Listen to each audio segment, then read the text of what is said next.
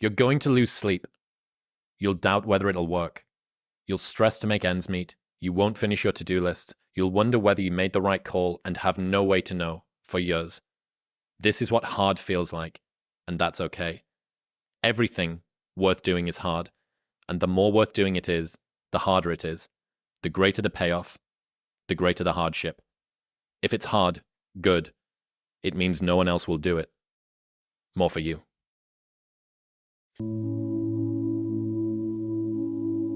Start with action and make small promises to yourself that you don't break. If you had a friend and every single time that you and your friend decided that you were going to go out for dinner, that friend either showed up 2 hours late or didn't show up at all, you would stop trusting that person. That is the relationship that you have with yourself. You need to be able to trust your own word. And a lot of us don't, because life is very convenient and it is easy for people to not stick to the promises that they set themselves, because our ability to be idealistic is always going to outstrip reality's ability to deliver that to us. As soon as you posit an ideal, you then begin to compare yourself to that ideal. And true hell is when the person that you are meets the person that you could have been. I think a lot of the pushback that I got from the people around me, some of the people around me, was your behavior is throwing my behavior into sharp contrast.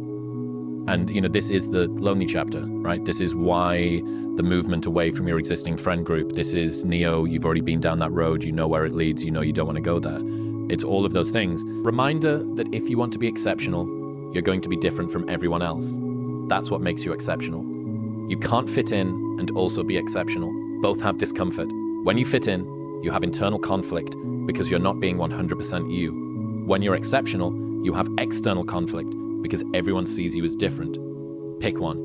When your friends start to say, you've changed, remember it's because they don't know how to say, you've grown. But because, at least for me, I always have such inherent uncertainty of my own opinions and such a sense that everybody else is balanced and actually knows what they're doing, that I give undue weight to the criticisms of others. Oh, maybe they are right. Maybe it is stupid for me to stop drinking. Maybe this does make me boring. Maybe it is pointless for me to do. Like, who even knows if meditation works? Sam Harris, right? Like, all of these doubts that start to creep in, and that, like we were saying before, I was riddled with fake ambitions. My ambitions were fake. They weren't ambition, they were insecurity. Most of our lives are dragged by insecurity and shame. They're not driven by ambition. And it's a tragic truth that most of us are going to have. Our ambitions and our narratives fail us before we realize that they're illusions and mirages and they're false. This is the discomfort that everybody feels, whether you're launching a business or doing personal development or doing all the rest of it. And as opposed to thinking about it as a bug, think about it as a feature.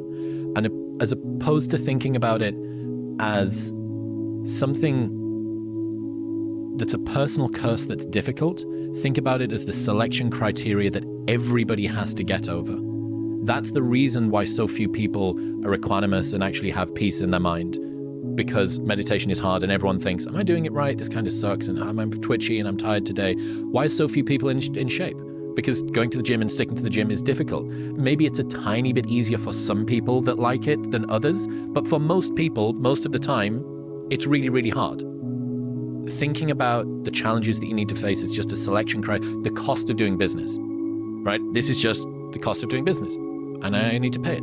If they don't have what you want, don't listen to what they say. There's no greater waste of time than justifying your actions to people who have a life you don't want. You need to do something that is worthy of being prideful about, right? What would have had to have happened in a week for you to look back on that week with pride?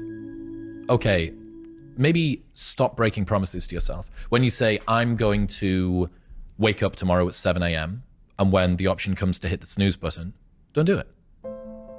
There's one win that you've got for the day. That's action, right? There's a list of things that are not doing the thing. So here is a list of things that are not doing the thing. Preparing to do the thing isn't doing the thing.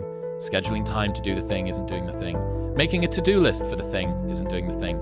Telling people you're going to do the thing isn't doing the thing. Messaging friends who may or may not be doing the thing isn't doing the thing. Writing a banger tweet about how you're going to do the thing isn't doing the thing. Hating on yourself for not doing the thing isn't doing the thing. Hating on other people who have done the thing isn't doing the thing. Hating on the obstacles in the way of you doing the thing isn't doing the thing. Fantasizing about all of the adoration you'll receive once you do the thing isn't doing the thing. Reading about how to do the thing isn't doing the thing. Reading about how other people did the thing isn't doing the thing. Reading this essay isn't doing the thing. The only thing that is doing the thing is doing the thing. And I love this insight. Ambition is when you expect yourself to close the gap between what you have and what you want. Entitlement is when you expect others to close the gap between what you have and what you want. So I learned about this idea called the region beta paradox, right? So the region beta paradox, imagine that if you were to go a mile or less, you would walk it. And if you were to go more than a mile, you would drive it. Paradoxically, you would go 2 miles quicker than you would go 1 mile. So that means that sometimes worse situations can be better than better situations. And this is an issue when if you only decide to act after you cross a certain threshold of badness or whatever, you can end up being stuck in region beta. So for instance, the friend that should leave his job really needs to leave his job, but it's just about passable. His boss isn't that much of a dick. Maybe the benefits are okay or whatever. Or the person that's in a relationship with someone that they really don't want to stay with, and it's not that brilliant, but it's not that bad. They don't abuse them. Everything's okay. The person that stays in an apartment that's got some mold on the ceiling, but it's not too much mold and whatever. All of these people would be better off if their situations were worse, because it would galvanize them into actually doing something. You understand what I mean? Yeah, I do. You can get stuck in this chasm of comfortable complacency that sits somewhere in the middle. If things are good, great, no problem. If things are bad, great, activation energy to go and make them good. If things are just about passable, you end up being comfortably numb. Here's how to get older without getting better. Keep relearning the same lesson. If you keep making the same mistake over and over, the mistake isn't the problem. You are. And now the bar is set so low. Yeah. Goggins said this in the episode with me, and it gave me chills when he said it. He was like, it's so easy to be successful nowadays because people are weak. Yeah. Everybody's weak. Dana White says it as well. Yeah. I tell my kids, it is so easy. If you are even a weekend savage, you will run these kids over. Yeah. If my life was a movie and someone were to watch it, I hope they'd be inspired to take risks. Not just risks to achieve success, but embrace feeling. Both pride and shame, fear and excitement. Personally, I want to experience as much life as possible, and that only happens when you embrace the highs and the lows.